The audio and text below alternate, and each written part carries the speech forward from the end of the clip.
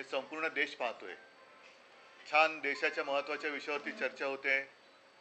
विरोधक आणि सत्ताधारी पक्ष विरोधक देशाच्या दृष्टीने महत्त्वाचे विषय तिकडे मांडतायत आणि सत्ताधारी सुद्धा छान त्याला उत्तर देत आहेत, असं चित्र तिकडे दिसतंय असं म्हणतात। दुर्दैवाने तसं होत नाहीये। महत्त्वाच्या विषयाला बगल देऊन नको त्या विषयाकडे चर्चा भरकटवली जाते आणि काही जे विषय जे इथे जात आहेत, विशेषतः हिंदुत्वाचा विषय, गेल्या काही दिवसांपासून बांगलादेशामध्ये हिंदूंवरती अत्याचार होत आहेत, हल्ले होत आहेत।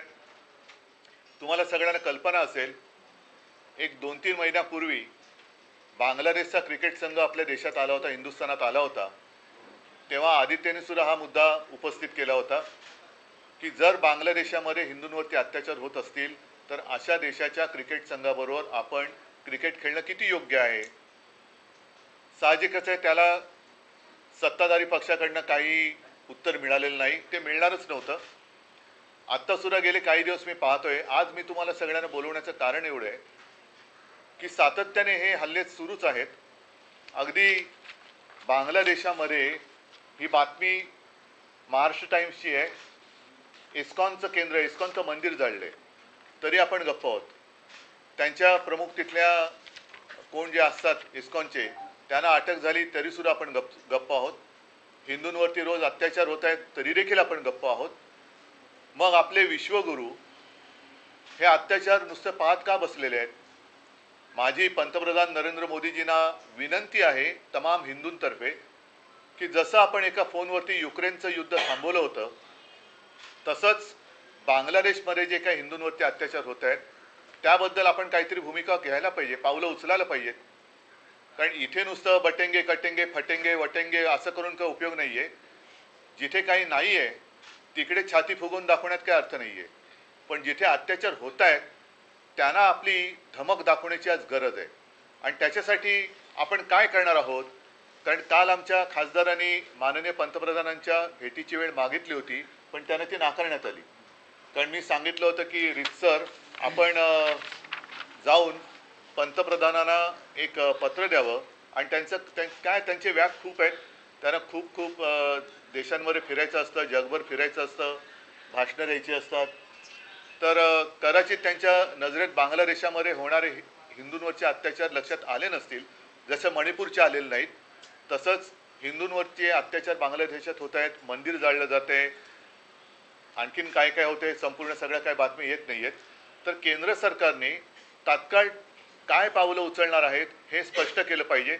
बाकीच्या चर्चा तूर्त एक दिवस बाजूला ठेवा आणि संसदेमध्ये बांगलादेशात होणाऱ्या हिंदूंवरती अत्याचारांबद्दल केंद्र सरकारची नेमकी भूमिका काय आहे आणि आपण काय पावलं उचलणार आहोत, त्या सुरक्षित आहेत, त्या सुरक्षित आहेत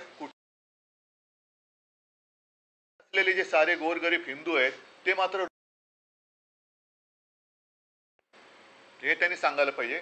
आणि जसं बांगलादेशामध्ये इस्कॉनचं, मला खरं म्हणजे आश्चर्य वाटलं, संतापही आलाय की 2 बातम्या, कदाचित ही मंदिरं एवढी महत्त्वाची नसतील त्यांच्यासाठी, पण ही कालची बातमी आहे सकाळमधली, सिडकोचा डोळा, हे कुळांचे भूखंड कोणाला मिळणार? आता सध्या भूखंड कोणाला एकालाच मिळत आहेत, तर हा सुद्धा भूखंड जो आहे सिडकोचा, हा सुद्धा त्यांनाच जाणार आहे का? आणि मंदिराचा जो काही भूखंड आहे तो त्यांना जाणार आहे का? दुसरा सामनाची बातमी आहे, ही सुद्धा मोठी बातमी आहे। गेल्या 80 वर्षापासून दादर रेल्वे स्टेशनच्या इथे असलेलं हमालांनी बांधलेलं, जो हमाल कष्ट करतो त्या हमालांनी बांधलेलं मंदिर गणपतीचं आणि हनुमानाचं हे भाजप सरकारने त्याला नोटीस पाठवली। ती नोटीस माझ्याकडे आहे की तुम्ही रेल्वेच्या जागेवरती अतिक्रमण केले 80 वर्षापूर्वी, 80 वर्षापूर्वीचं मंदिर हे पाडायला निघाले। मग तुमचं कुठे हिंदुत्व, कसलं हिंदुत्व आहे तुमचं? आम्हाला तुम्ही जेव्हा प्रश्न विचारता तुम्ही हिंदुत्व सोडलं का, मग तुम्ही काय सोडलेलं आहे आत्ता? ना तुम्ही आमच्या इथली मंदिरं वाचू शकत, ती तुमच्याच राजवटीमध्ये रेल्वे प्रशासन पाडतंय, सरकार आणि राज्य सरकार ढिंब आहे। सिडकोच्या मंदिरावरती कोणाचा तरी डोळा आहे, त्या जमिनीवरती। बांगलादेशामध्ये मंदिर जाळलं जाते, हिंदूंवरती अत्याचार होत आहे, तरीसुद्धा गप्प बसणाऱ्यांचं हिंदुत्व नेमकं त्याची व्याख्यान त्याचा आकार उकार तरी काय आहे हे मला एकदा त्यांच्याकडनं उत्तर मिळायला पाहिजे, म्हणून मी आज तुम्हाला सगळ्यांना बोलवलं. कारण त्यांना आम्ही रितसर भेटीची मागणी केली होती, ती त्यांनी दिली नाही, म्हणून नाईलाजाने मला आपल्या माध्यमातून त्यांना हा प्रश्न विचारायला लागतोय. पहिल्यांदा हिंदू आणि मग नेशन मिशन इलेक्शन आहे, ते त्यांना फक्त इलेक्शन पुरतंच त्यांचं हिंदुत्व बाकी आहे का? हिंदू त्यांना फक्त म्हणजे नुसती मत नाही आहेत, हिंदूंना भावना आहेत. त्याच्यामुळे वन नेशन इलेक्शन वगैरे ज्या काही गोष्टी आहेत ह्यांचं हिंदुत्व हे फक्त इलेक्शन पुरतंच मर्यादित आहे का? हा सुद्धा प्रश्न आहे की हिंदू राहिले फक्त मतांपुरते, एवढंच त्यांचं हिंदुत्व आहे का? तर त्याच्यावरती त्यांनी बोललं पाहिजे.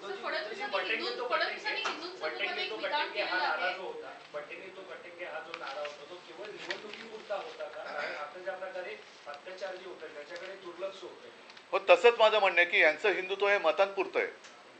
फक्त हिंदूंची मतं पाहिजेत, त्यांना भयभीत करायचं, त्यांना घाबरवायचं, त्यांची मतं घ्यायची आणि आल्यानंतर स्वतःच त्यांची आता मंदिरं पाडायला निघाले ती लोक. मग यांचं हिंदुत्व कुठे? आता कुठे गेलं यांचं हिंदुत्व? म्हणजे आता मंदिरं कुठे सेफ आहेत? अगदी बांगलादेशात पण नाही आणि आपल्या मुंबईत पण नाही आहेत. म्हणजे एक आहे तो सेफ आहे, तर कुठे मंदिरं कुठे सेफ आहेत? सर, फडणवीसांनी आताच एक विधान केलेलं आहे. त्यांनी म्हटलेलं आहे की 25 कोटी लोकांना गरिबीतून बाहेर काढलंय, हे हिंदू इकॉनॉमीचं खरं तर मॉडेल आहे. कालचीच एक बातमी आहे की महाराष्ट्र देशामध्ये बेकारीत नंबर 1 वर आहे. ही कालची बातमी आहे. आता त्याच्यामध्ये हिंदू आहेत की नाही हे कल्पना नाही, पण मी फडणवीसांना आता याच्यात घेतच नाही, कारण बांगलादेशाचा मुद्दा आहे. आणि फडणवीसांना याबद्दल घेणार आहे की आपल्या मुंबईतलं मंदिर जे 80 वर्षापासूनचं हनुमानाचं मंदिर आहे, हमालांनी कष्टाने बांधलेलं आहे, तिथलं झाड बीड त्यांनी छान व्यवस्थित ठेवलेलं आहे, असं मंदिर पाडण्याचा फतवा निघतोय रेल्वे खात्याकडनं. तेव्हा फडणवीसांचं हिंदुत्व काय करते, भाजपचं हिंदुत्व काय करते? आता ती बातमी आहे ती नीट बघितली पाहिजे, कालची का परवाच्या सकाळमधली आहे की सिडकोच्या मंदिराच्या भूखंडावरती सुद्धा डोळा आहे, सिडकोचा डोळा आहे मंदिराच्या भूखंडावरती. रामाचं मंदिर उभं करताना राम भक्त हनुमानाचं मंदिर तोडताय. नाही, पण उद्धवजी त्या मंदिरासंदर्भात तुमची भूमिका काय? कुठल्या वाचवण्यासंदर्भात तुम्ही काय करणार? माझ्या आता मला नाही, आता असं आहे ना, प्रशासनाला सांगतो तुम्हाला. नाही नाही नाही, आम्ही काय फक्त इशारे देत राहायचं? ईव्हीएमचा निकाल काय, ईव्हीएम द्वारे त्यांनी निवडणूक जिंकलेली आहे ना, अधिकार त्यांना दिलेत, अधिकार त्यांना दिलेत. मग एवढंच जर का असेल तर का बसता तुम्ही? मग माझं हेच म्हणणं आहे ना की तुमचं हिंदुत्व, हिंदू म्हणजे फक्त मतं आहेत का? हिंदुत्व म्हणजे फक्त मतांपुरतं बाकी आहे का तुमचं? मग कसलं तुम्ही कटिंगे बटिंगे वगैरे करताय? कशाला करताय? कशाला हिंदूंना घाबरवताय? नाही, पहिलं मला त्यांच्याकडनं उत्तर.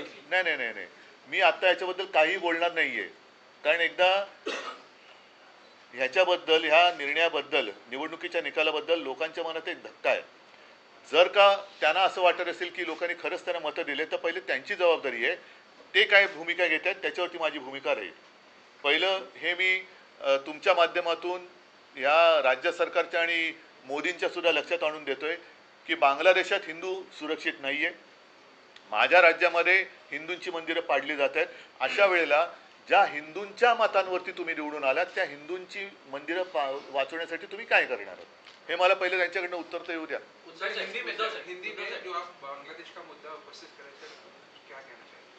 पिछले कुछ दिनों से लगातार हम देखते आए हैं, पढ़ते आ रहे हैं कि बांग्लादेश में हिंदुओं के ऊपर अत्याचार होते जा रहे हैं. खास कर 10, 15, 20 दिन पहले की एक खबर है जिसमें साफ साफ कहा गया है, लिखा गया है कि वहाँ का इस्कॉन का मंदिर जलाया गया. वहाँ के इस्कॉन के जो भी क्या कहते हैं उनको, पुजारी है, प्रमुख है, उनको गिरफ्तार किया गया. हमारे विश्वगुरु क्या कर रहे हैं? पिछले 2-4 महीनों से वहाँ हिंदुओं के ऊपर अत्याचार चल रहे हैं. वहाँ से शेख हसीना जी यहाँ अपने देश में आई, ऐसे मैंने सुना था, पढ़ा था.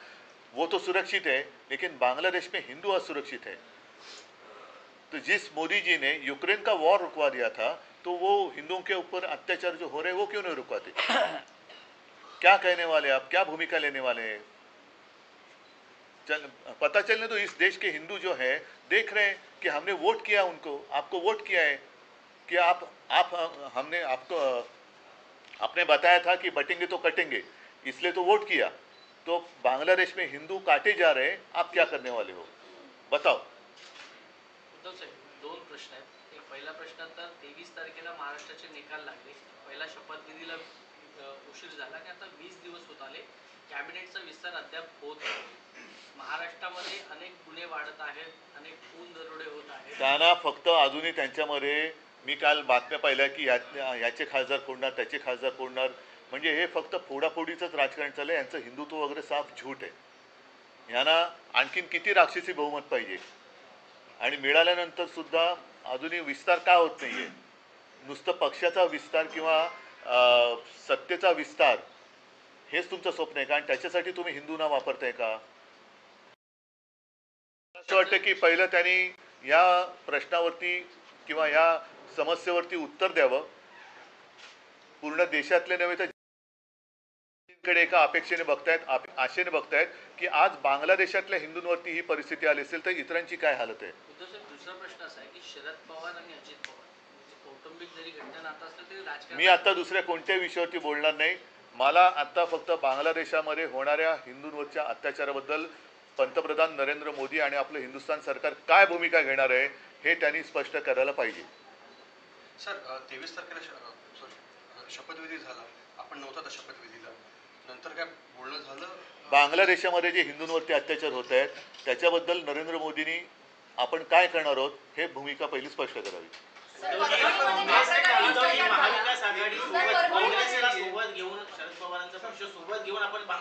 दादर स्टेशनवरचं 80 वर्षापूर्वीचं हनुमान मंदिर ते पाडणार आहेत, त्याच्याबद्दल त्यांनी उत्तर द्यावं. चला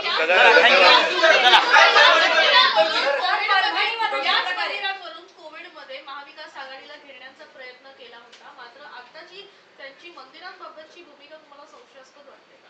संशयास्पद नाही ही, याला काय भूमिकाच म्हणत नाही. मला असं वाटतं मी बोललोय ते पुरेसं आहे. त्याच्यावरती त्यांच्याकडनं उत्तर येणं किती अपेक्षा करू याची मला काय आयडिया नाही आहे. तर त्यांच्याकडनं जर त्यांच्यात थोडं जरी हिंदुत्व बाकी राहिलं असेल, लाज लज्जा शरम हिंदुत्वावर त्यांच्यात बाकी राहिली असेल तर भारतीय जनता पक्षाने आणि पंतप्रधानाने बांगलादेशात हिंदूंवरती होणाऱ्या अत्याचाराबद्दल बोलावं. आमच्याकडे जे दादर स्टेशनचं मंदिर पाडायचा फतवा, हा शब्द मी मुद्दामून वापरतोय कारण तो भाजप सरकारने काढलेला आहे, तो फतवा त्याच्याबद्दल त्यांनी बोलावं. सिडकोचा डोळा तिथल्या मंदिराच्या जागेवरती आहे, तो भूखंड कोणाला देणार आहेत त्याच्याबद्दल बोलावं आणि मग त्याने आम्हाला हिंदुत्वावरती विचारावं.